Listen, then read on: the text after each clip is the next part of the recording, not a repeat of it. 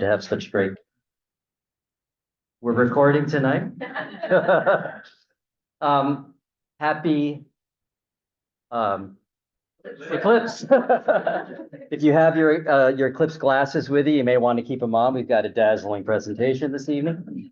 About 20 of you are registered between in the room and online as contractors who are attending, and I wanted to give a special welcome to you and thank you for attending. For those of you who are listening on Zoom, please make sure you're muted so we have the best sound quality and there are no interruptions. And you can use the chat feature to enter any questions you have along the way. And when we get to the Q&A at the end, we'll get a chance to attend to those.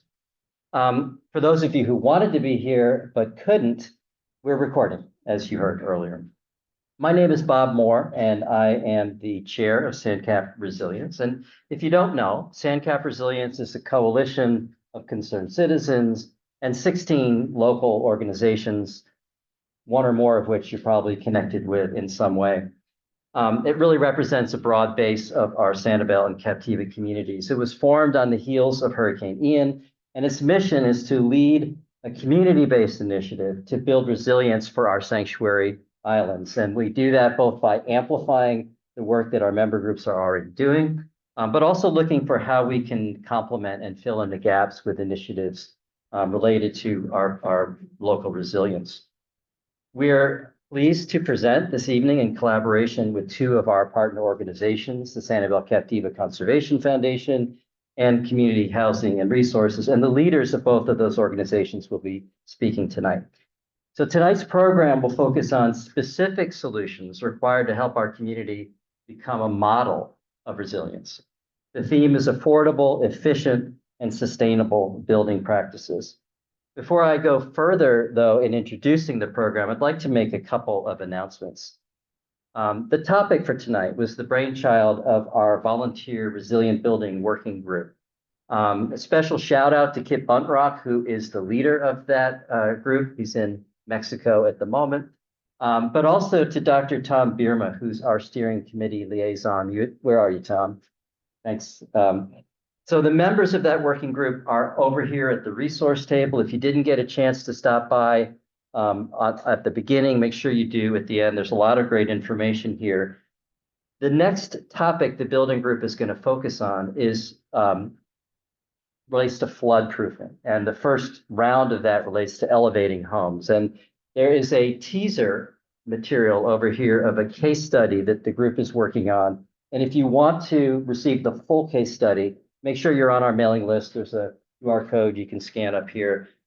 Future materials the team is working on relate to flood proofing for ground level homes, both dry proofing, flood proofing, and wet proofing. So keep your eyes out for more of that information. We'll announce it when it comes.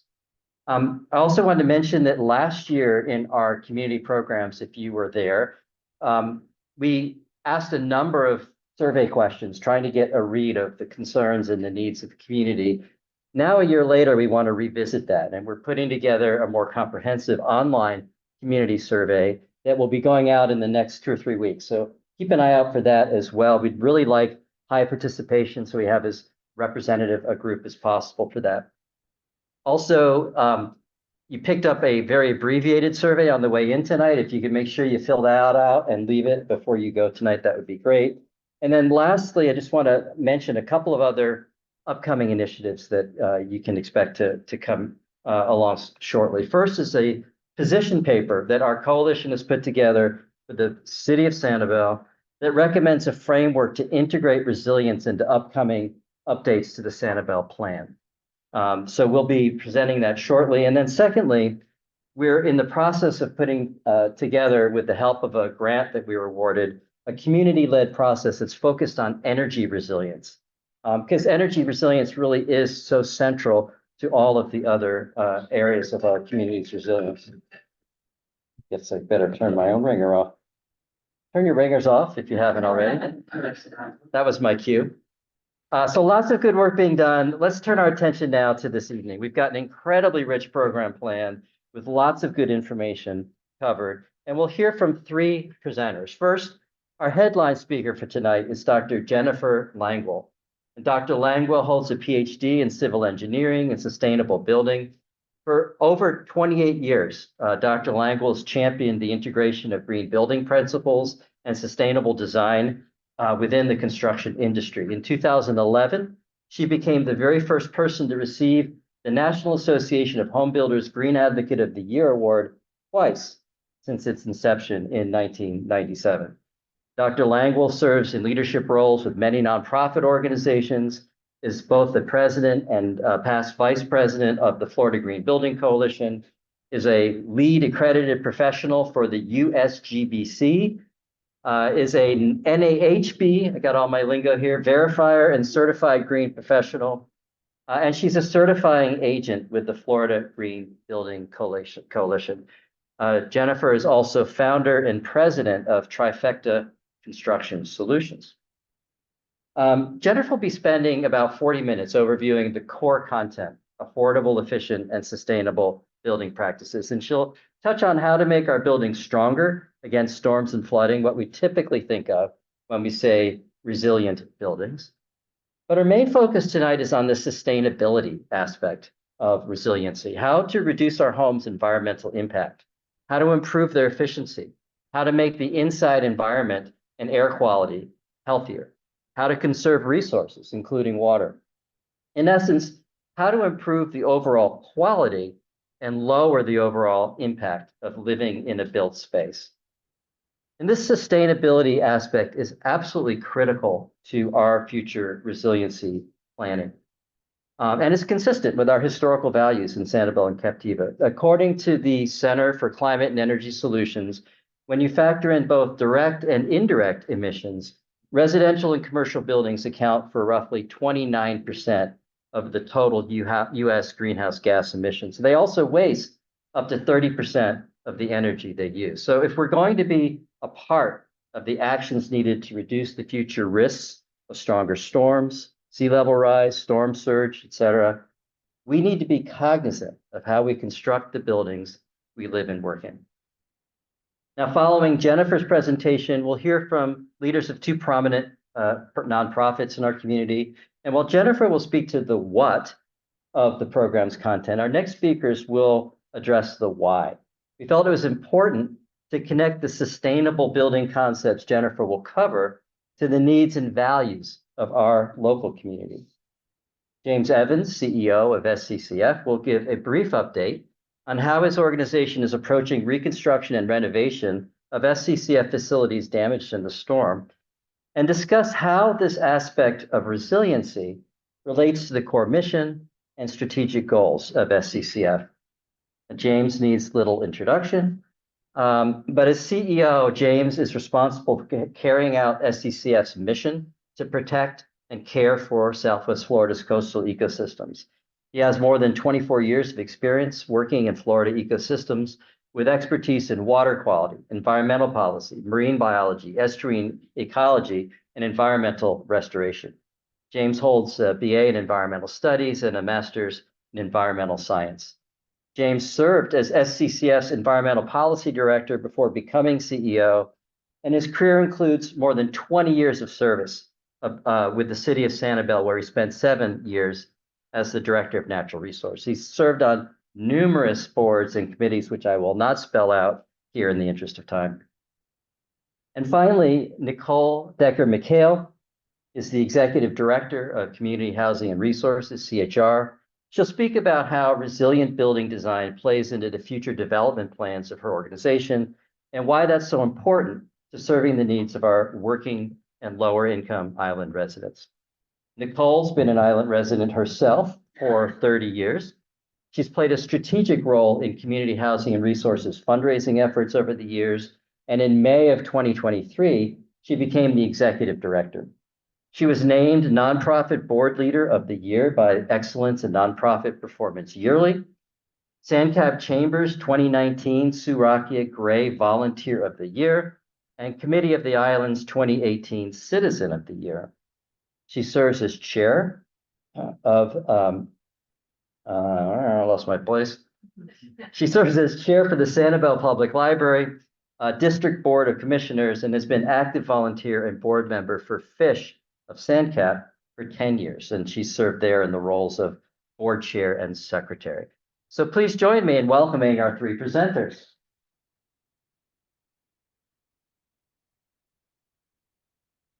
With that, let's welcome our first presenter, Dr. Jennifer Languell.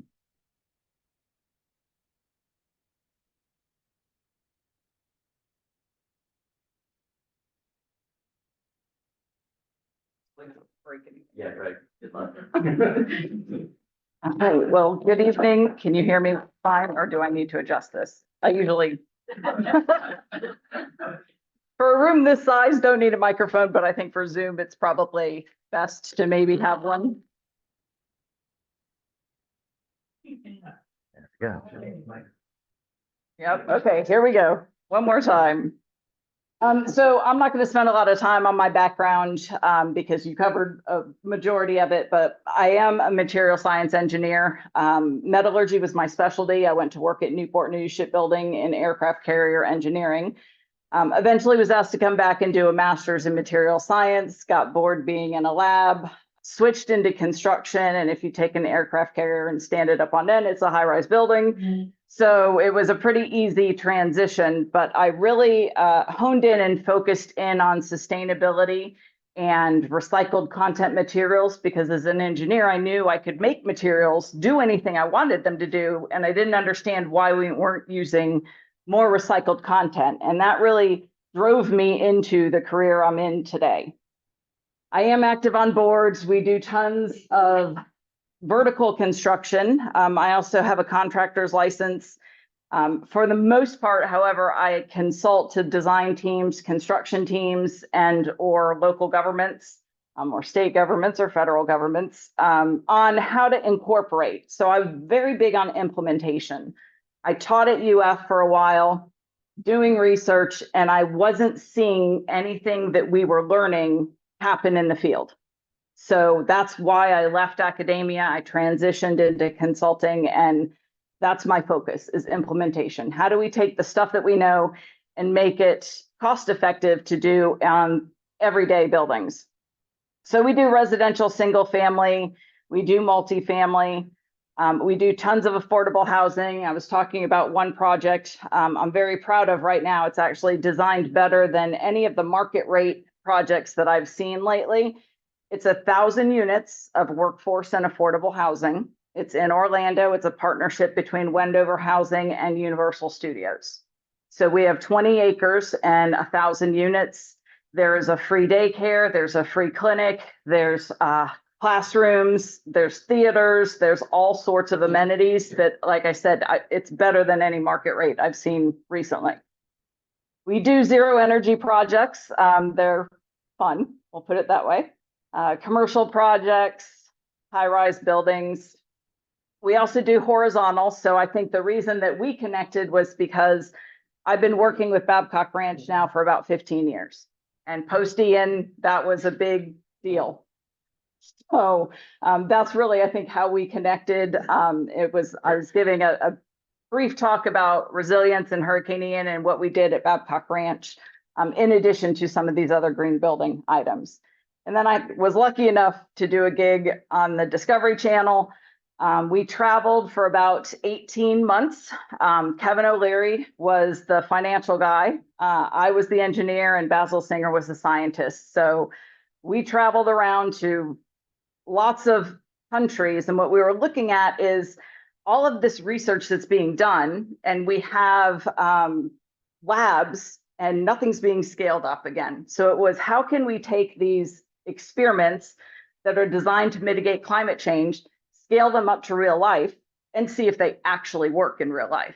So we had a $40 million budget, and we did 9 different experiments over the course of the 18 months. So it was pretty interesting to do that as well. So I'm very big. I always say I'm not the tree-hugging, whale-kissing green lady. I'm the return on investment green lady. So I'm always looking for, does this make financial sense? Because sustainability is a balance. It's a balance of the environment, the social impacts, and the economics. And if one of those isn't working, sustainability doesn't work as a whole. And a lot of times what we'll see is people forget that economic piece. So for example, Babcock, we're doing sustainable development, we're doing green building, but it has to be financially viable. We have investors that are evergreen. It's, a funding group, and they expect a return on their investment. So we're lucky enough to be able to say, okay, well, our sales haven't changed since we started the project. So whether it was during the pandemic, they bumped up clearly after Hurricane Ian, but we have stayed consistent, and that is a very sustainable business model. Resilience and sustainability have some overlap, but they're a little bit different. Sustainability, again, focuses in on that environmental piece, where resilience can focus in on jobs as well as redevelopment. So it's a bigger picture. The easiest explanation I can give you would be, if I want to be sustainable with respect to energy use, I'm going to use renewable energy. I'm going to use solar, I'm going to use biomass, I'm going to use wind, I'm going to use hydro. If I want to be resilient, I don't care where the energy is coming from. I want as many possible sources as I can have, so if one fails or runs out, I have backup. So it's resilience to me is really, don't put all your eggs in one basket. So that's the easiest definition of resilience. And we don't always have a good plan. So this makes me twitchy, just looking at it. But this, again, we do it to ourselves, and this makes me twitchy, right? We have land development codes that say we have to have this many parking spaces for that many square feet of commercial building. So we are doing this to ourselves, and we have the ability to modify or change that. This is my, what happens when you put your service centers away from your homes. And this is my welcome to California slide. Sometimes it feels like the causeway's like this, backed up that far at least. But, and then sometimes we do have a good plan. And I'm sure many of you have seen this picture, which is post Matthew in Mexico Beach. This is a house that was built with ICF, which is insulated concrete forms. It has 200-mile-per-hour wind load resistance. It's an R20 wall. So solid concrete walls is a very handy thing to have in this situation. And this storm was very similar, I would say, to Ian. Very strong winds, very high storm surge. We do a lot of military work as well. And 100% of the assets at Tyndall Air Force Base were impacted. About 80% were complete losses. But it's giving them an opportunity to redesign the entire base in a more sustainable way. And military bases as a whole never get that opportunity, right? It's a government building. You're not knocking it down and building a new one. So they're having this great experience learning about sustainability and sustainable development. And this is what we see post-storm typically. And that really doesn't have to be, so to speak. And as much as I may talk new construction, I will mention that, for me, a huge concern is the existing infrastructure. So there are a lot of people out there that have houses already. And from a standpoint of what can I do to strengthen my current house is just as important as building back to a much stronger standard. So when Andrew hit Homestead, that's when our codes started changing. And every year after that, they have been ratcheted up, so to speak. So one of the stories we'll tell from Babcock is code worked. Now we built to code plus, but code itself did actually work. It's doing what it was meant to do. Green building, again, it's both a noun and a verb. So it's that physical structure that results from a process, but it's also the things you do during the construction process to make it more healthy, efficient, and whether that's water efficiency, resource efficiency, energy efficiency, that's what we're looking for. So here you see a peel and stick underlayment going in, you see pressure injected foam going into concrete block. So there are many different things you can do, and we'll show you quite a few of them. Now, there are tons of certifications, and if you start researching this, you end up going down these rabbit holes, and then a lot of people just get very confused because they'll get conflicting information. One thing you should remember is that a lot of these national programs are designed for heating-dominated climates. We're not a heating-dominated climate. So it's a very unique climate system that we have. And many of these programs really are looking at humidifying and, windows that for us would have a 70-year return on investment. So really climate specific is something that I will say, and I'll say, is super important, which is why if you want some additional information, the Florida Green Building Coalition would be where I would go. It is climate specific. It gives you different ideas, for example, in each of those categories that you could implement. They also have a existing home guideline. So if you're one of those people with an existing home and you're thinking, okay, what can I do to help my house be more disaster friendly or energy efficient or water efficient, there's some steps to audit your own house, plus some resources to tell you, here's the $50 solution, here's the $500 solution, here's the $5,000 solution. So we're really trying to say, look, everyone can do this. Caulk and weather stripping is great, and it's very inexpensive. So as much as I'd say, oh, everyone go spray foam your roofs, it's not a really cost-effective thing for many people. So there are other solutions. So buildings in general have three systems. So we have basically the building envelope, which is that non-energized windows, doors, walls, roof. And then we have the energized systems. So your water heat, your HVAC, your lights, all your plug loads. And then we have the most complicated system that deals with buildings, and that would be us. Because we're fiddlers. We like to fiddle with stuff. We go into a room, we fiddle with the lights, we fiddle with the AC temperature, we fiddle. We also want to have a 4th of July barbecue with our sliding glass doors wide open because we're running back and forth and, wonder why, of course, our house is maybe a bit uncomfortable that evening or the next day. So we definitely are the most complicated of the systems. And when you look at buildings, you really need to look at them like your body. So your bones are your structure, your organs are your mechanical system, so to speak. And what you see, the skin on the outside, is the trim and all the stuff you see in your house. If any one of those is not working well, your body is not working well. So whether it's an organ, whether it's a bone, whether it's your skin, any of those are impacted, it means your whole system is really impacted. And that's the same for a house. So one thing we do caution is when you are looking at retrofits, a lot of times we had people that would seal their house and then there was not enough fresh air coming into the house. So, or people that would add some exhaust, they would change from a recirc hood to an exhaust hood and not realize they were putting their house under negative pressure. And your house wants to be neutral. So it's going to suck in air from every crack and crevice it can to neutralize that house. Every time you run a bath fan, you're sucking in outside air. Every time you cook and run that outside hood or do laundry and dry your clothes. So just know our houses definitely have holes. We try and plug as many of them as we possibly can, but we don't always get 100%. And those are sources for humid air. So energy use in Florida, and I think I took 2 slides out. And so you mentioned energy in general. So when you look at energy in general over the US, you really have buildings are a third, transportation is a third, and industry is a third. That's the profile of energy use in the US. When you look at Florida's profile, we are very different because what is our industry? Our industry is healthcare and hospitality, which are giant energy sucking buildings. So industry piece of the pie in Florida is like 4%.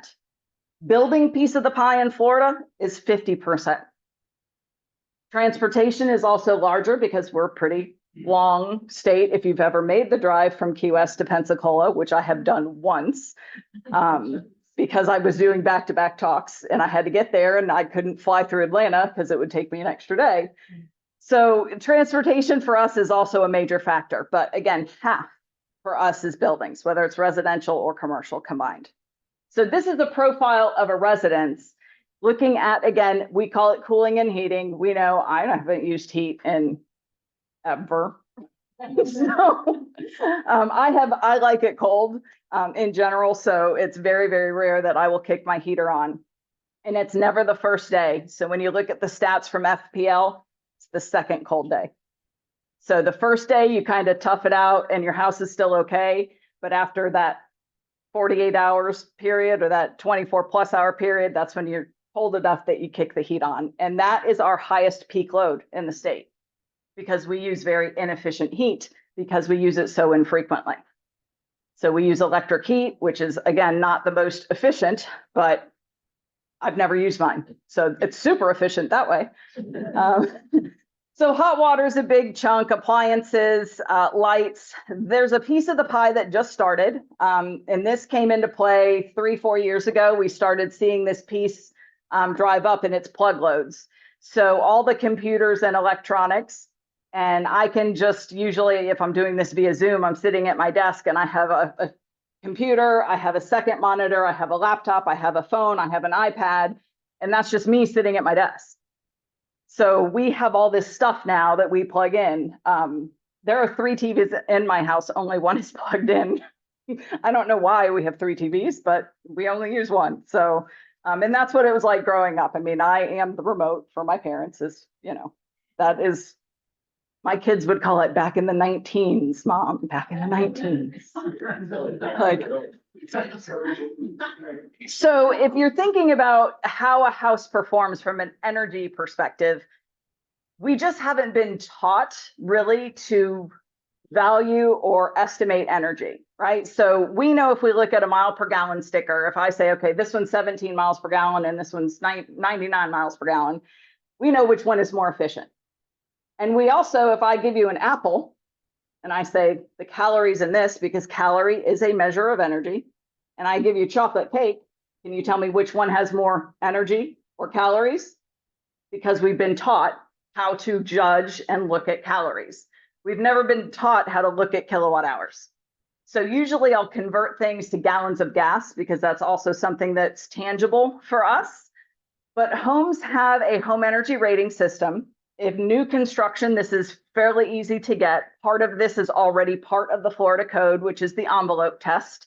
In addition to the envelope test, this test tests any leaks in your ductwork, and it spits out this performance number. This house happens to have a 62.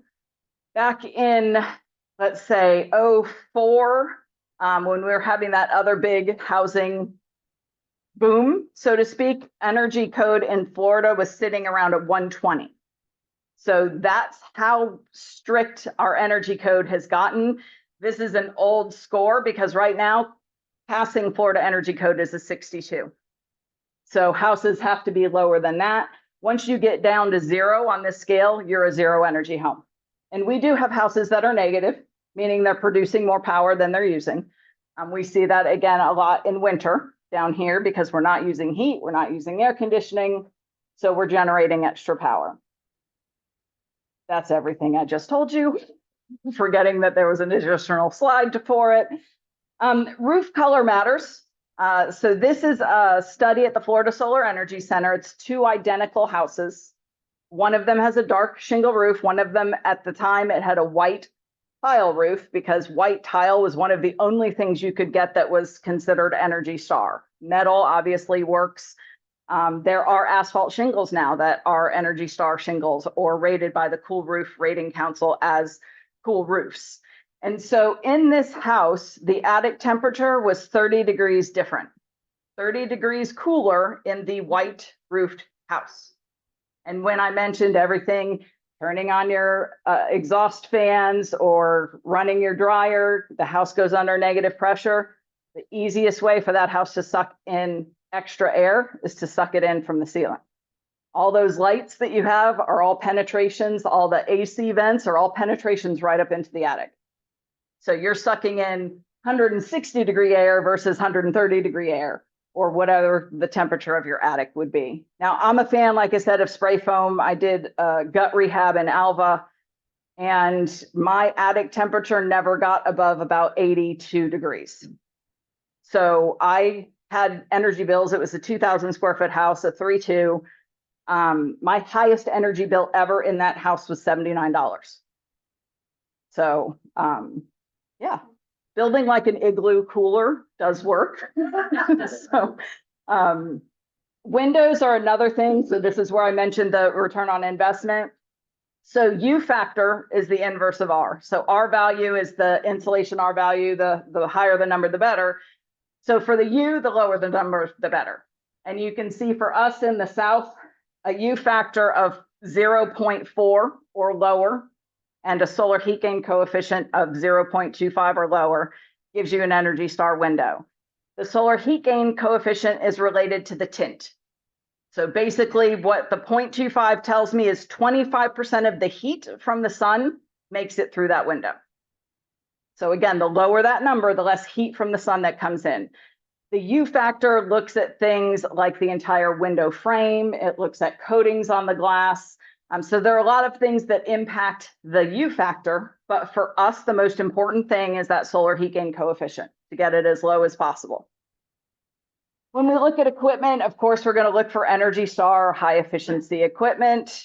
When we look at the building envelope, again, simple solutions. So caulk, gaskets, you can add spray foam, pressure injected foam, little gaskets around the HVAC vents, also stop infiltration. You can get from your power company these little gaskets that go behind the plates on the wall. So that's another spot for infiltration. Looking at radiant barriers. So again, tons of things you can do to that building envelope, depending on your price point. And then, like I said, we have holes. So we build this wonderful, solid structure, and then we put a bunch of doors and windows in it. So we just poke holes right into that building. I could have a super efficient building if people didn't have to get in and out of it. So small leaks. So this is just some infrared. So you can see again that heat coming in from the attic space and coming in through the outlets. And a very small hole can equal, I think it's 180 pints. I don't know if it's on this graphic or not, but it's 180 pints of water. So a 1x1 hole over the cooling cycle. And when we test houses now, the typical leakage, when you add up all of the little leaks, is about the size of a door. So it's the equivalent of just leaving a door wide open. So a lot of people don't realize that, but we have houses that, it's like leaving a sliding glass door open. So Florida code requires that you have between 3 and 7 air changes per hour, which means we want a little bit of air coming in. We don't want you to have 0 air changes happening in your house, but we don't want more than 7 air changes in an hour. And that's what the envelope test is when you're building new. For you to get your certificate of occupancy, you would need to do that. So water conservation. So when I first started in green building, everyone wanted to talk about energy. That was like the thing. And it was the thing because it was easy return on investment. You could see something for your money when you were making something more efficient. But water, was less significant from a dollar standpoint. But when water became critical to me was when I was on the ice sheet in Greenland. And during the melt season, what you're walking in is like a slushy. So every step you take, you sink to about almost your knees in ice slushy.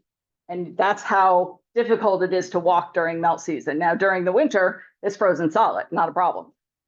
So we went in the beginning of melt season to set up our experiment. And I can remember the first night we ate, it was some sort of pasta and sauce.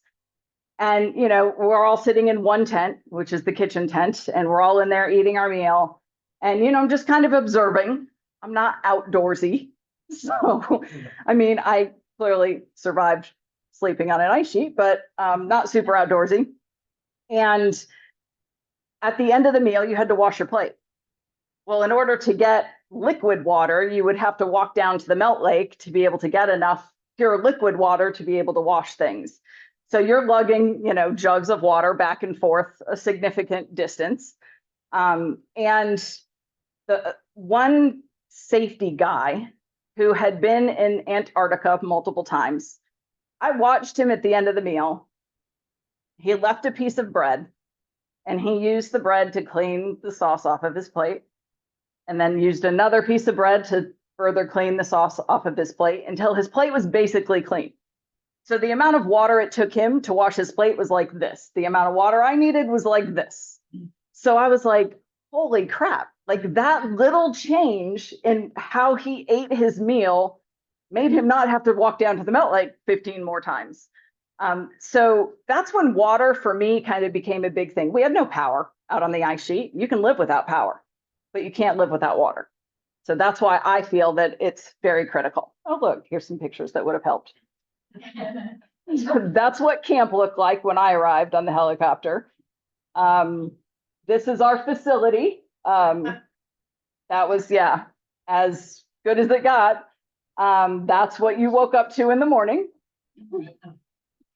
So that's my very brief Greenland experience. The snow on the toilet paper. So every day, like I'm gearing up, 4 layers of pants, 4 jackets, you name it, and I'm walking over to the facility.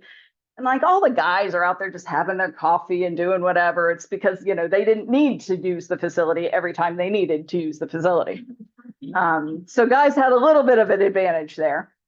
When you look at how we use water, a lot of it goes to irrigation. Now, for you guys, not so much. You're super, super tight on the drought tolerant vegetation, minimizing turf. So you probably have that piece of the pie down pretty small. If you buy Energy Star appliances, they also save water.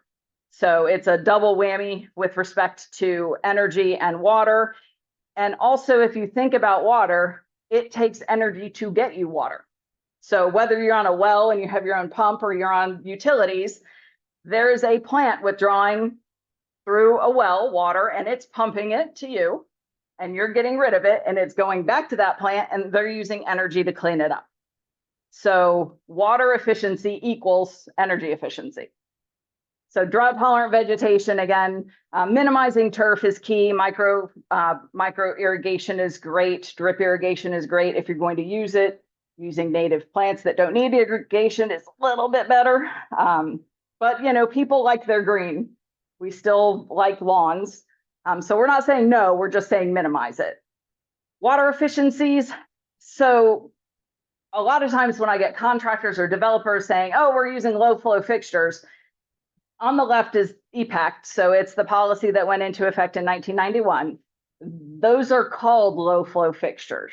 They're not really low flow. It's the maximum it can be, according to law, since the 19s. So we have much more advanced fixtures now. And, for all the people that when dual flush toilets first came out, they're like, oh, they don't work. I have to flush it twice. I'm not saving any water. They have been redesigned and now there's a performance test for them. If you go into Lowe's or Home Depot and you walk down the toilet aisle, you'll see toilets and you'll see a MAP rating and it's 0 to 1,000, 1,000 being the best. So that's why you see the 350 MAP. And how they test that, and I took the picture out, I probably should have left it in because this is the right age group to know Caddyshack, the movie. And if you think about the pool scene, there's a projectile. And to get this MAP rating, they have an ASTM standard, which is a scientific standard for this projectile that they test over and over and over in all of these toilets to make sure that they actually work. Cisterns and rainwater harvesting. So in Monroe County, in the Keys, they have what's called a rate of growth ordinance. So it's called a ROGO unit. In order to get a permit there, you have to have a high score. They only release 10 permits a quarter, and the highest 10 scores get a permit. You weren't in the high 10, you don't get one. So there's a point on there for cisterns. There's a couple points on there for green building certification. So they're kind of drought tolerant vegetation. So you name it, the things they want people to do, they're awarding points for, which makes you more likely to get that permit. So it's called ROGO in Monroe County. It's called BPAS in City of Key West. So these are just cisterns. So a residential property with 2 1,500-gallon cisterns. On the top right, that's Catholic Charities Affordable Housing with a 3,000-gallon cisterns. So ultimately the irrigation the water is used for irrigation. If you bring it back in the house, you have to treat it. So it requires a lot of additional equipment, which makes the return on investment more of a difficult argument. But using it for irrigation, you can use it all day long. This is a zero energy house. So this is a 2,500-gallon cistern. She was lucky. This is in Treasure Island. And this woman was from Germany. And she wanted the least impact possible of her house. And so she wanted it to be zero energy. she couldn't fit enough photovoltaic panels on her roof to make her house zero energy. So she bought the lot next door. And that's where she moved her pool, and you could see the PVs are on top of the cabana, and that's where the cistern is. But, you know, she had the means to do that. So that, again, is not everyone's option. This is in the Bahamas, so this is how they hold their water there. So that front chunk is the cistern. It became the bottom of the front porch. So we can integrate the cisterns into the residences so that they're not these giant, you know, black tanks. The giant black tanks are inexpensive, but not necessarily pretty, we'll say. Indoor environmental quality. So this really came back center stage with COVID, because we were all stuck indoors and we're all transferring the germs back and forth. But it's not just air filtration, it's also whether you're comfortable from a temperature standpoint, whether you're comfortable with your lighting, whether you're comfortable with the humidity level. So it's all of those things combined. Wellness also kind of became a buzzword during the pandemic. So this is something from a commercial building standpoint, you know, we see people much more interested in. From a filter standpoint, the higher the MERV rating, the MERV is a minimum efficiency rating value, the higher that number, the smaller the particle it will collect. So we recommend, and this was research with EPA, with World Health Organization, with ASHRAE, a MERV 13 filter, which is what we would use in common areas. And we would use those in common areas because they don't necessarily pick up the virus, but they pick up the virus on a spit blob, which is how the virus transfers. So that number is the kind of sweet spot where you're not getting too expensive of a filter, but you are indeed stopping the virus from transferring. In residential units, we go down to a MERV 8.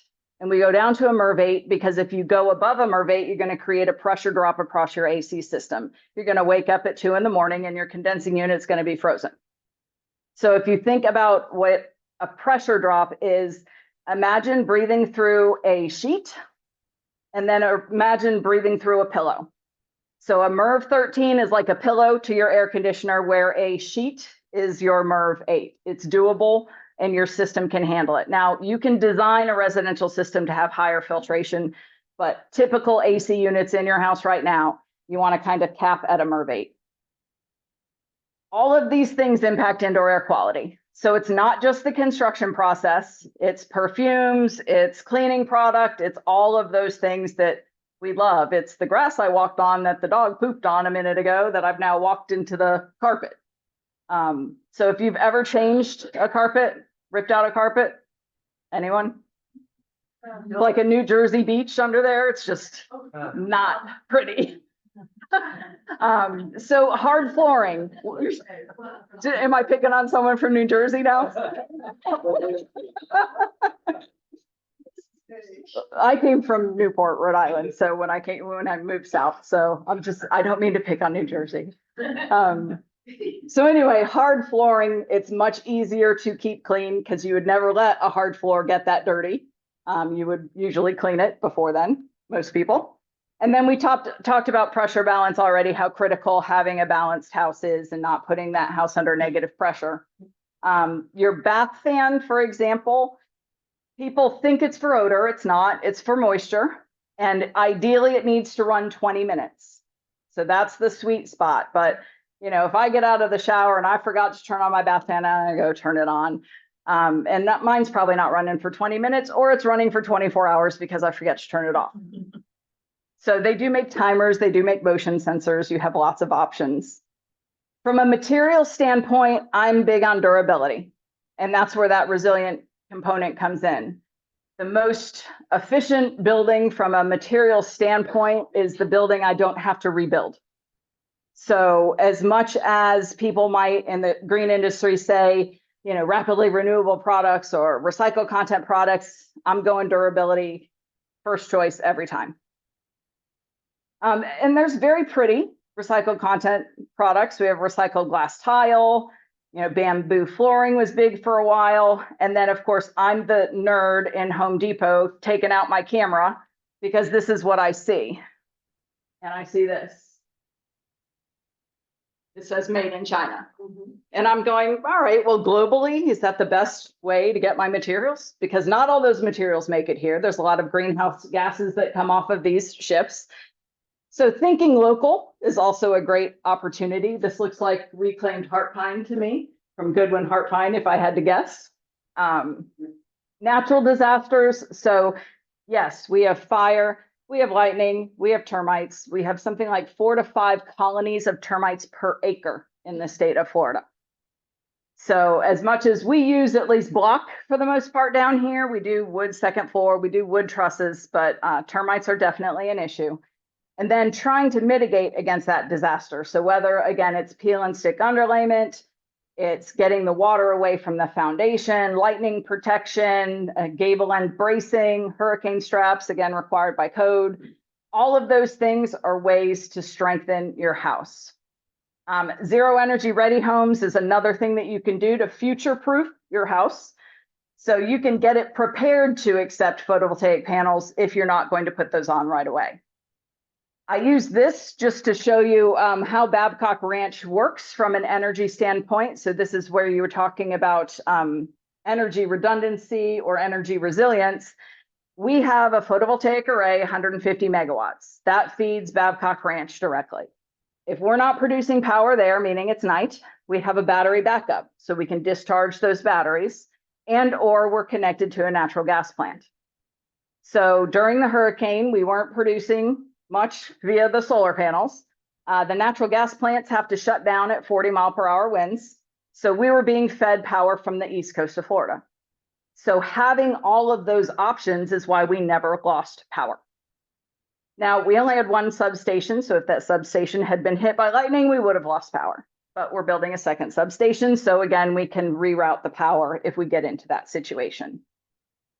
There's a ICC 500 hurricane shelter out there, 8-inch to 12-inch thick solid concrete walls. So if ever you do have to evacuate, that's a great place to go.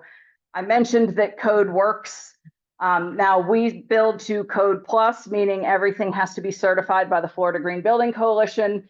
So we do things like require NOA or Miami-Dade approved garage doors. We require the peel and stick underlayment. So we require, again, a little bit extra. The builders can differentiate however they want, but they still have to achieve certification. I'm going to end on fortified. And so for anyone who has not heard of this, this is an incredible program. So there's a Insurance Institute for Building Safety, and that nonprofit organization is funded by the insurance companies. So State Farm, USAA, Citizens, all of those people fund this organization. And for decades, the structural engineers in this group have gone post-disaster and done failure analysis and figured out what fails on houses, what fails on commercial buildings. What do we need to strengthen so you are less of a liability to me as an insurance company? So if you build and certify to the fortified standards, you're guaranteed insurance and you're guaranteed insurance discounts. They do have a roof retrofit program as well, but a lot of it has to do with documentation. So just don't be willy-nilly about it, but you can go to the website and there's resources online. So when we looked at what we would have to do in Babcock to achieve certification, and again, it depends on where you start, and you are in a stronger wind load out here. So you may already do some of these, but out at Babcock, we needed to change from regular nails to ring shank nails. We needed to go to a peel and stick underlayment, seal the seams, or use 2 layers of felt. We needed to have a fully adhered starter strip of shingles. So again, just some additional nailing there. And the support for the soffit had to be every 12 inches versus every 24 inches. That was it. And we could achieve fortified. So now I'm looking at my roof going, okay, when I re-roof, I'm going to follow that program. In the presentation, which we'll make available, there are these 2 links. These are incredible videos that show you the difference between how a fortified house handles a hurricane and how a typical house would handle a hurricane. So I would just encourage you to go to those. And with that, I'm done.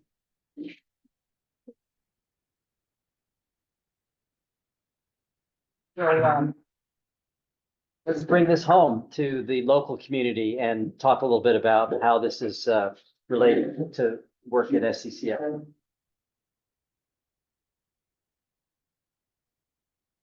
Thank you, Bob. Good evening, everyone. Thank you all for being here tonight. I'm James Evans, CEO of SCCF, and I'm going to talk a little bit about some of the things that we've been doing here locally as we rebuild our facilities following Hurricane Ian. But for those of you that do not know about SCCF, SCCF is a science-based nonprofit here on Sanibel Island. We were founded in 1967, and when we were founded, the primary goal was to protect the unique natural resources of Sanibel-Captiva. And we did that primarily by buying land as a small land trust. And now we've grown into a pretty large organization. We employ about 40 people on the island, or 40 people that work here on the island that work in conservation, science, education, and advocacy. And we work through all of the program areas that you see here now. But today we own and manage over 2,100 acres of land, and we are the largest private landowner here on Sanibel Island. And so, like many of our neighbors and friends, our facilities were impacted, similar to your homes and businesses. We lost a number of buildings. Pictured here, the images on the upper left and middle left, or middle upper, are pictures of our headquarters facility that was under construction during Hurricane Ian. You can see the wall was blown in, it was down to the studs. It was fully under construction. But the good news is the structure, it's self-held. We didn't have any more damage than, some minor flooding inside, and that wall that was actually rotted out.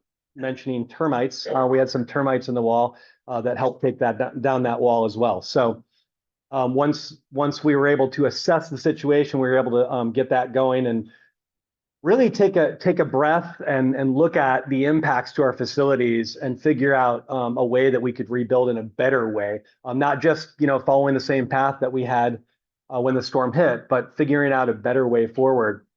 The image on the upper right is a picture of our Wilmeth cottage. That's a cottage that we use to house our visiting scientists. And then down on the lower left, that's an image of our Sanibel C School. It looks like, somebody just put everything in a building and shook it up, and you can see all the sea mud and everything there. That building was completely flooded. And the image in the middle lower and lower right are images of our intern housing. And that, unfortunately, was a building that did not have wind insurance. We couldn't get wind insurance on it for very good reasons, as Jennifer noted. And the storm took care of that, unfortunately. And of course, I'll talk a little bit about a project that we have planned to rebuild that intern housing. But like many of you, our facilities were impacted. We have 7 campuses throughout the island that we depended on and still depend on to be able to function. But I mentioned a minute ago that the storm gave us an opportunity to kind of rethink how we operate and look at ways we can do things better. And before the storm, our board was working with our staff to go through a 5-year strategic planning process. And the good news is we had that planning process ready to go in October. The storm hit us in September. We had to push that back a little bit, but we were able to enter right into our strategic planning retreat in March of 2023, right after the storm hit. And through that process, we came up with a number of strategic initiatives on how we wanted to, what the future of SCCF would look like in the next 5 years. And number one was to inspire and engage our communities to act in ways that preserve and enhance the land, water, and wildlife in the face of changing natural and human-driven conditions. Number two is to expand and leverage SCCF's expertise and voice to improve water quality in Southwest Florida and beyond. And then finally, and what I think is most applicable to this panel discussion today, is to lead Sanibel-Captiva in becoming a nationally recognized model for resilience and sustainability for coastal communities. And I think that we're well on our way, maybe not from the standpoint of green buildings, but from the standpoint of being able to preserve our community and make a community that's resilient by reducing the amount of infrastructure that is on this island, especially here on Sanibel, where over 70% of the island is in conservation. I would argue that that's probably the best thing and most important thing you can do to make your community resilient. Not have the infrastructure there in harm's way when a storm like Hurricane Ian comes through. And so when we were rebuilding, we looked at a few guidelines, and we're really not focused on certifications. We're really more focused on return on investment. What's the best way that we can get a good return on our investment, as Jennifer noted, conserve energy, reduce our carbon footprint, make sure that that building is there after the next storm, and make sure that we're using materials that reduce our, not only our carbon footprint, but the impact on the planet. And so, those are things that we really focused on. And the EPA green building principles that they use for when they're designing federal buildings, I think are really good general guidelines. And I think Jennifer went through most of these items here. But really, focusing on the site, trying to reduce your impact on the site to begin with, like the Sanibel plan does. The Sanibel plan does planning based on ecozones. If you have a mangrove ecozone in your yard, that's going to allow you to build much less than if you had an upland forest in your yard or on your property. You'd be allowed more density, more development. Well, maybe not as much density, but more development, more area that you could develop on an upland versus a wetland or a mangrove forest. So I think the Sanibel plan really gets you off on the right foot when it comes to green building, because it tries to reduce your impact based on the sensitivity of the environment that you're building in. Water conservation, I think that's really important as well, trying to reduce your potable water use. Here on the island, we have a reverse osmosis plant. So when Jennifer talked about the cost of being able to produce water, well, RO plants are probably one of the highest energy consuming, plants that you can have when it comes to producing water. So, use native plants, reduce the amount of irrigation that you have. That is a big component. And of course, that's one way that you can make your building much more green. And if you have a 10,000 square foot home and you live in it 2 weeks, 4 weeks out of the year, I don't care what you do. I would argue that you probably can't make that a green building because it's just sitting there empty while you're not living in it. So, reducing your consumption, the size of your home. I think that's a big part of why the tiny home, fad took off, is because people really wanted to reduce their impact on the environment. I'm not going to go through all of these, but these are some of the things that we focused on when we were looking at trying to rebuild some of our facilities on the island. And of course, I wanted you guys to all reflect on why you're here on Sanibel and Captiva. It's these beautiful natural ecosystems that we've been able to preserve and protect. And so the more you can do to reduce the size of your home, that's going to protect these natural ecosystems that can function and provide all kinds of ecosystem benefits that protect and preserve you, just like they did during the storm. So I'm going to go through our facilities here in a minute. You're not giving me the 2-minute warning, are you? Not yet. Okay, very good. I'm moving through quickly. Great. But I just want to give you some examples of the things that we did, and I'll really kind of classify these as low-hanging fruit. When you look at our facilities, many of them they were rebuilds following the storm. Many of them did fantastic through the storm. This is an example of our headquarters building that you saw a minute ago, where when the walls was down, but the hip roofs, and the building itself was pretty structurally sound. We have a number of things that we've done to improve it. Of course, the city's wind codes and the Florida codes help a lot. Lots of strapping on the roof trusses and connecting the entire system. In this situation, we did spray foam insulation, which I'll show you here in a minute. But while we're on this photo here, all of those pavers that you see there are pervious pavers, and that allows the water to percolate into the ground instead of running off and then having to deal with that in a different way. There's other things that you can do, like rain gardens or creating artificial wetlands around your property that will allow that storm water to accumulate and provide some type of wildlife habitat as well. So some of the examples of things that we did, again, low-hanging fruit. It's best to try and make your building as energy efficient as you can before you go straight to renewable energy. Because if you're just trying to compensate with renewable energy, you're still, wasting energy and resources. It's just best to try and make that building as efficient as possible. And Jennifer talked a little bit about this kind of sealed envelope concept. The more you can keep that humidity out, it's a lot cheaper to cool, dry air than it is to cool moist air.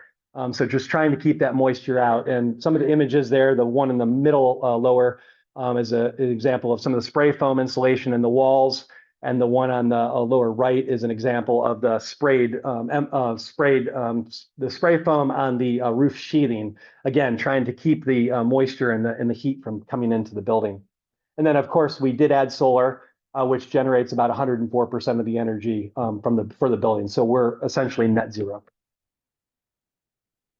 Sanibel School. This is a building that was impacted during the storm as well. The building in the back that you can see up there is the Kennedy building. That's part of the Sanibel School as well. And you can see the peel and stick sheathing or peel and stick overlayment, I guess we'll call it. I'm not in the construction trades, but it really helps hold the roof sheathing down. And then we also, because we didn't want to impact the wood on the ceiling, we had paneling on the ceiling similar to what you see here.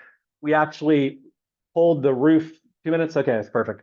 Pulled the metal off the roof and then put the foam on top. So we were able to get the increased R value on top of the roof without having to change the wood that you see there on the lower right. This is another example of some of the spray foam insulation that we used in the Sanibel School. And of course, we're also on solar. Although we're only about 40%, we hope that after we get done with all of the energy efficiency improvements, that we'll be able to bring that up, and then we'll add additional solar panels to try and get those buildings to net zero as well. I'm not going to talk about the marine lab, but this is an example of our marine lab. It's also partially powered with solar.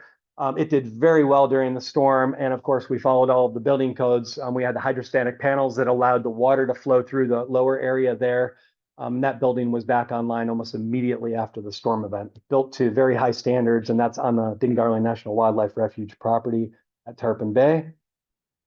And then the last project I want to talk about is our intern housing project. This is a partnership project that we're doing with CROW, Clinic for Rehabilitation of Wildlife, and the Bailey Matthews National Shell Museum here on the island, to bring back intern housing that we lost during our storm. So prior to the storm, we had housing for 16 interns, and that was just for SCCF. And of course, that building, both of those buildings were lost. So we were trying to figure out what we were going to do after the storm. And fortunately, an architect from Cambridge, Massachusetts, reached out to us. Her dad was a longtime architect on the island, and she asked if there was anything that she could help us with. And we had a project for her.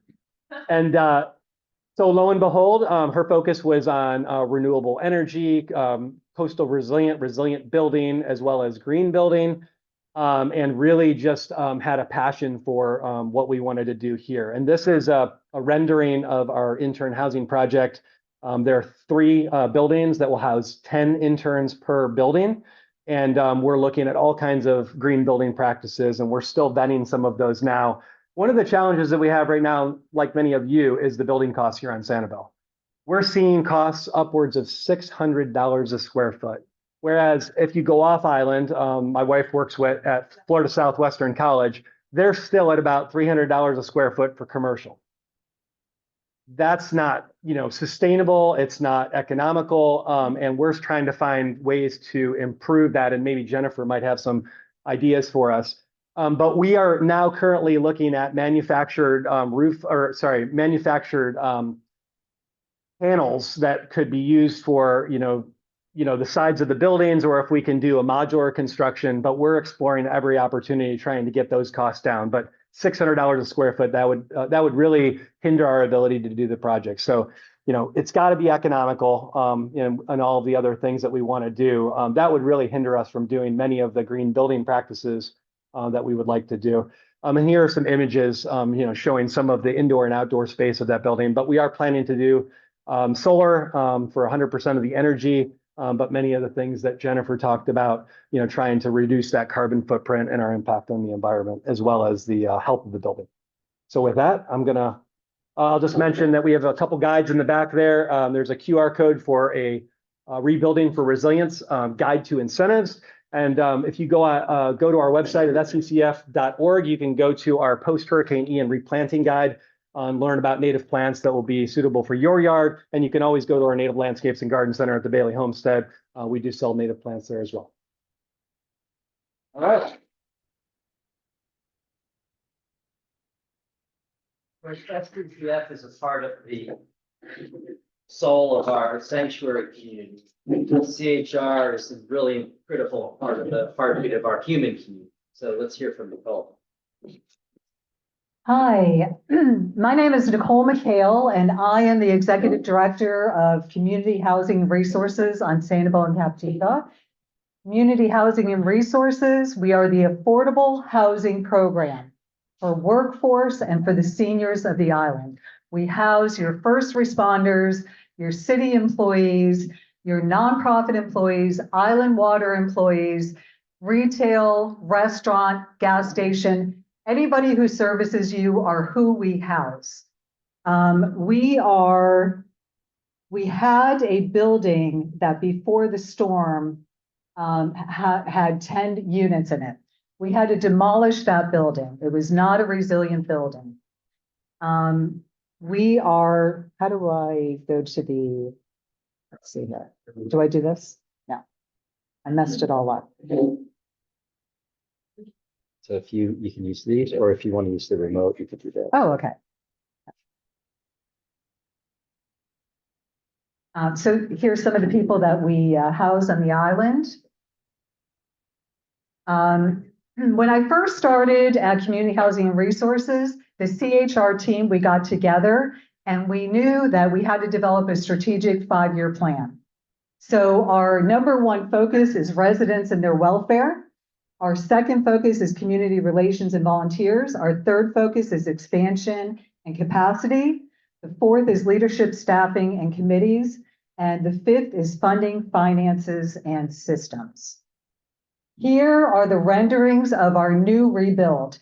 We are reimagining housing on the island. We are looking for new ways and to be more efficient when it comes to housing. We are looking to build 2 buildings. One building is going to be a 10 one-bedroom, 1-bath building to replace the one that we lost. And the second building is going to be en-suite style living. That means that an individual will have their own private bedroom and bathroom, the common living space and kitchen. Housing is 30% of income for an individual, and this style of living, we will be able to offer it at a lesser amount that the board will determine. Here's some of the plans that we have for it. In building, we are looking at the Florida Green building practices. And we want to be able to build our housing according to the different criteria that we can receive that gold standard of green. Number one will be energy. We are looking to build the units with HERS home energy rating system. The AC systems will have a SEER rating of 17 or greater. AC ductwork will be conditioned space. All glass will be a maximum U factor of 0.40 and a maximum SHGC of 0.25.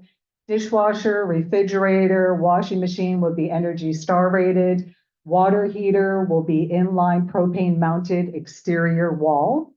I'm not gonna be able to say this. Galvan roof with a maximum of LVR of 27. Thermal enclosure inspection.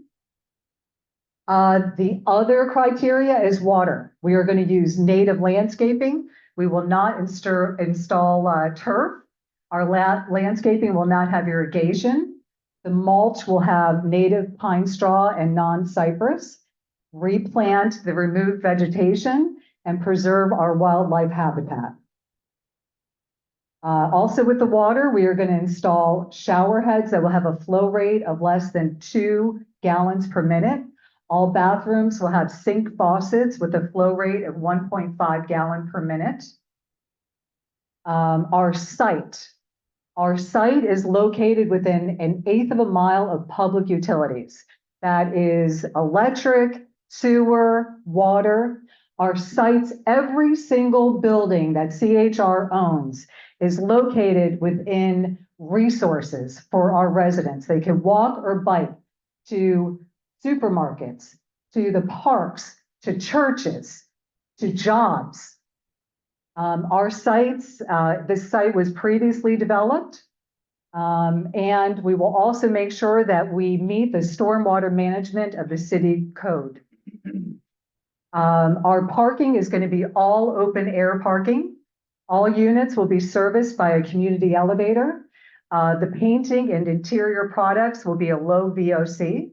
All flooring will be green certified per FGBC. Insulation will be expanded polystyrene or formaldehyde-free fiberglass.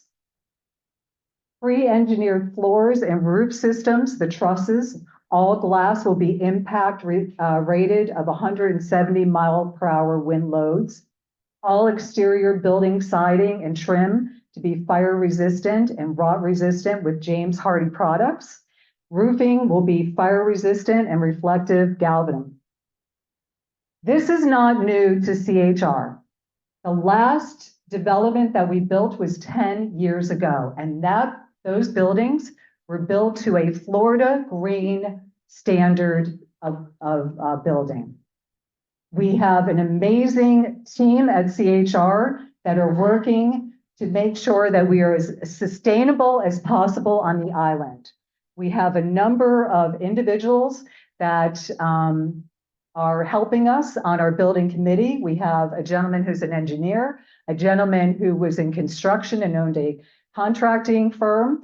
We have another gentleman who is a certified green builder, so that we can make sure that we are following these standards, that we are paying attention. And I want the community to know that we are working as hard as we can to move our residents back into homes. We have a waiting list of 9 people, and we have another 7 applications that we are processing. It's a critical time in our community. We have individuals that are homeless and working, and they are living out of their cars. They're living on the floors of the business that they work at, or they're couch surfing. So I thank you so much for giving me this time to show you what we're doing at CHR. If you would like any more information, please reach out to us. My email is nicole@sanibelchr.org. If you would like a copy of this, we will send it to you. Our website is SanCap CHR. And I invite any of you to come in, go for a tour, learn about CHR, or anybody who's servicing you in the community, ask them where they live. Thank you.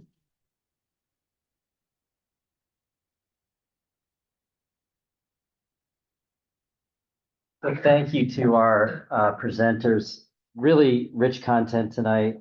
I don't know if you noticed, but the signature on the certificate is Dr. Languell here, so small world. So we have some time to entertain some questions from the audience. There's still a lot here to unpack. I think making clean, safe, low cost energy homes available to our lower income folks is really critical. Having examples of low impact buildings is important to our sanctuary commitments. What questions do we have from the audience? Let me just run the mic out to folks and Phil. Thank you to all of you. Excellent presentation. James mentioned the cost of building on the island. Jennifer, I think this question goes to you. It sounds like you're very familiar with all kinds of technologies that are used in building. In the past couple of years, we've begun to see a lot about the printing of buildings using concrete, I guess is what it seems like. What does that look like in the future? And for the kinds of issues you understand we're concerned about here, is that something we should think about or learn more about? So we had a workshop at Babcock Ranch not too long ago. We called it Innovation Way 2.0. And we had presentations from concrete printed homes. Lennar has done a community in Texas. We had panelized construction, multiple different types. So I've said I'm going to relay all of that information. They're all presentations, but absolutely, they are going to be much more efficient. They're going to be stronger, and they're going to be create significantly less waste. So not just concrete homes, but panelized construction. The concrete homes, the challenge is that the slurry, the mix of that concrete is proprietary. And so you have a bunch of people competing, and you have to like the look of it. So I think panelized construction, is probably more likely to be cost effective and, lead us to the future than concrete. Is the cost at all of any of that? Yeah, they absolutely will. I told them, I said, I need to get you these presentations because some of them are, they're building in Miami already. So they know exactly cost per square foot and we're actually $400. Where? Where is it? In Miami? In Fort Myers. Fort Myers. So yeah, commercial construction is running 400 now. Other questions? You know, a lot of it's solar panels is going strong, but is there any thought, Jennifer, for what I would call residential wind power? Where somebody could have like a 4-foot propeller, almost like a satellite dish, and generate their own electricity when it's windy as it is down here often. And then put it into lithium batteries and run their house somewhat on it, not fully, but supplemental.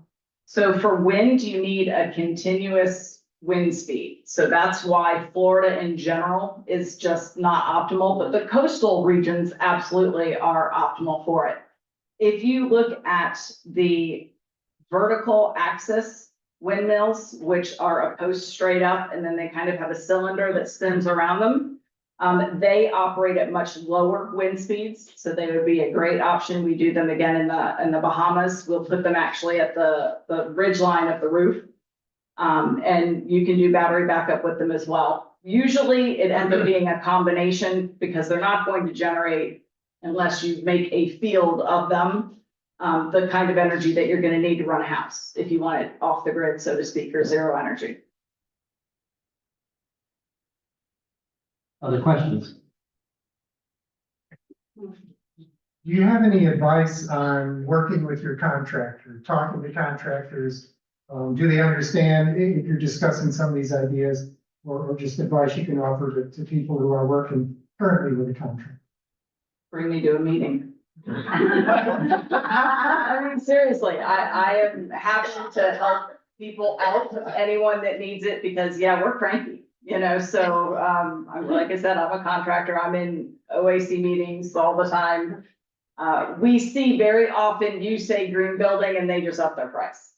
Right, they don't even know what they're getting into, and they don't realize that a lot of it's best management practices. So, depending on, again, price point, like we just finished a project that looks very similar to yours. In the Keys, it's 105 1-bedroom units. They have 1,000-person waiting list. So this is affordable housing. It's critical everywhere. And the 30% of your AMI. And the other most important thing is that, you know, when you displace someone who is living paycheck to paycheck, they don't have a place for their kids. They don't have a place to go home and cook their dinner. You know, them just making it to work becomes a challenge because they've been displaced. So it's absolutely critical that the affordable housing is efficient because, again, you don't want them to have high electric bills. So it's a passion of mine, so happy to do anything I can. Specific question about building material. The green, so-called green board, green sheetrock or purple, some of it is, how resilient is it? Will it withstand sitting in water without having to replace it? So it's sitting in water, no. And what we do, again, in the Bahamas is we use hardy board. So a hardy board can get submerged, and in lieu of drywall, we use hardy. On the inside. Yes. So that is, and our countertops, for example, very often we use stainless steel. Because again, it's just hose downable, as is the hardy board. So if the green board gets wet, it has to be replaced. If it's submerged, yes, for any length of time. And I'll just mention, what we've done is one of our buildings is an area that's below flood elevation. It's a garage where we had insulation, spray foam insulation. Prior to that, it was, it was just regular, drywall, which we had to gut the entire building. But after that, we did the hardy board. And so now in the event that it, if it floods again, which we hope not, but if it does, you can unscrew the panels, dry it out, spray antimicrobial, and hopefully, put the panels back up and not have to waste so much material. Yes. Hi, thank you all for your presentation. I keep going back to what you said about how the durability is the best thing to do for a building. For a lot of us, I work at a nonprofit and much of my rebuild is dependent on grants and making sure that they understand that. And the concept of trying to bring back a building green is really difficult. Have you seen any examples of nonprofits who've been able to rebuild back green with CDBG-DR grants or anything as far as what resources access? So Florida Housing Finance Corp is a lot of, has funding. So if you see affordable projects, usually it's tied to some funding from the state and the federal. When you tie it to funding from there, it's also tied to a green building certification. So they know that they're going to have to build. The federal government, any building the federal government does has to be green building certified as well. So they have those rules in place. With respect to money, it's balance of financing. I asked the gentleman that is owner of the company doing the 1,000 units. I said, we're desperate for affordable housing at Babcock Ranch. What do you need? Do you need the land? And he just laughed at me because he's like, it's like 17 different things that come into play to make it work. Some of it's grants, some of it's tax credits, some of it is the funding sources. So it's no one answer. I think the state, we're doing a pretty good job. All of the hurricane rebuilds for Irma, for Michael, and for Ian will be certified by the Florida Green Building Coalition, so they'll be Code Plus. One of the reasons it's so easy, so to speak, is Florida code is so stringent, right? We require a continuous load path, which means your roof is tied to your walls, is tied to your foundation. Which is critical in this environment. So a lot of it just has to do with some design, but there's some state sources that we can kind of point you to.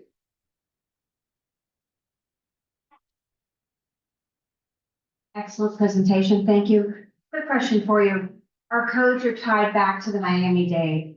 Since we have seen so many changes since that time, and Ian has been a whole different world for all of us, do you anticipate, I don't know if this is a question for you, that we might see some different code changes based on what we found in this historic storm? I would expect them at some point. The Florida Building Commission always looks at what we need to do to improve our building stock. And then you have the contractors, the National Association of Home Builders or the Florida Building Industry Association, that pushes back, and they push back because the more things you add to code minimum housing, the more expensive your house tends to get. So you start pricing people out of the market. So it goes back to this balance and this delicate seesaw of making things healthy and efficient, but also still affordable. But I would expect things to come, especially with the $1 billion price tag that Ian threw out there. So. Thank you all for your presentation, very informative. I want to ask from an insurance standpoint, because of course the department I work for, we regulate insurance companies for the state. The idea of greening your dwelling and making it more efficient and better for the environment is great, but the problem that I've seen in the communities I've been working in is Florida is an incredibly risky market for insurance companies to operate in general. So when you go through the process of making your house more energy efficient, have you noticed that it's more attractive for insurance companies to say, okay, we'll lower your rates, we'll write you a policy. And not only that, is it able to, we're going to have a very active hurricane season this year from what I've heard, the projections I've seen. God forbid we get another Hurricane Ian type of storm to come through here again. Are we able to withstand that type of storm coming through here again? Thank you. So what we see with green building is we see discounts in mortgage rates. We don't necessarily see discounts in specifically insurance. The Fortified program will do that. So that is the program I would go after if you're specifically looking at having an issue with insurance.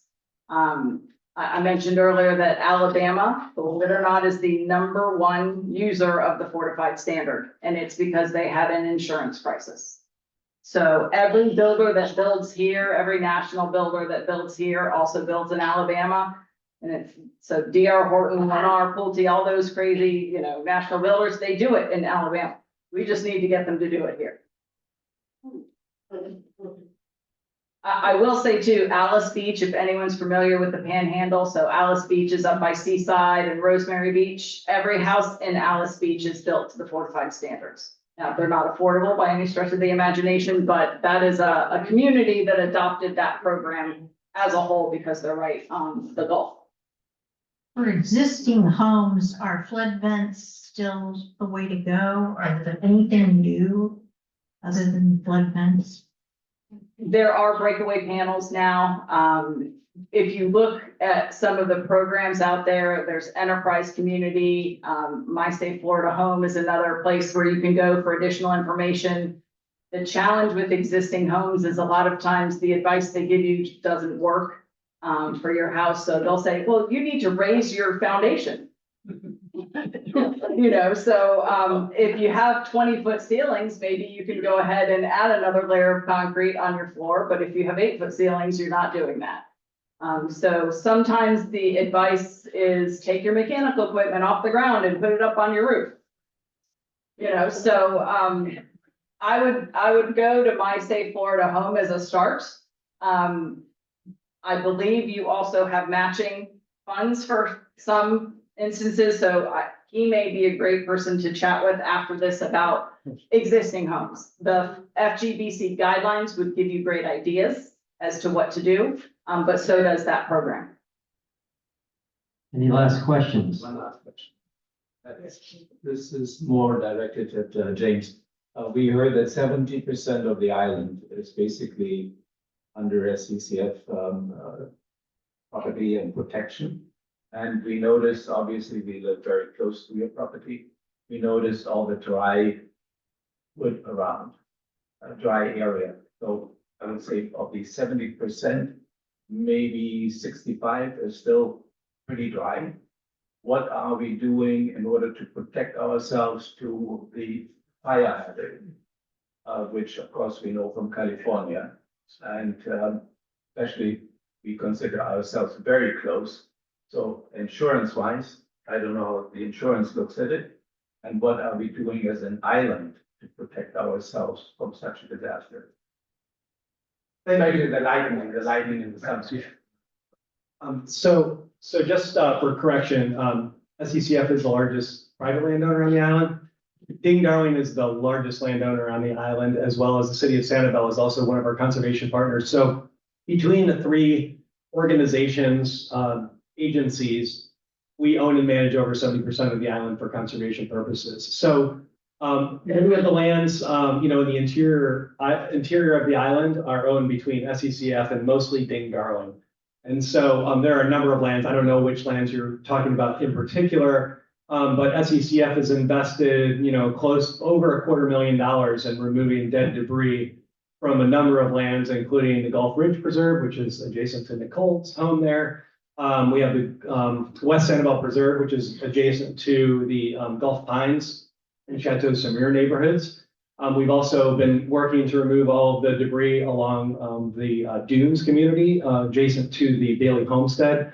And I know the Ding Darling Refuge has been removing some as well, and the city, had state contractors on their land. So we are moving diligently throughout the island to remove the debris, and we're planning to replant that and put it back into this historic vegetation that it was, which is Spartina grass. And one of those images that I showed, that's the historic landscape of the island, and it is fire dependent. So those areas do need to be burned periodically in order to maintain that fire dependent community. But this, again, I talked about the opportunities when it comes to building, and I'm glad you asked that question because this has given us an opportunity to restore some of the landscapes to what they were prior to the changes in hydrology on the island.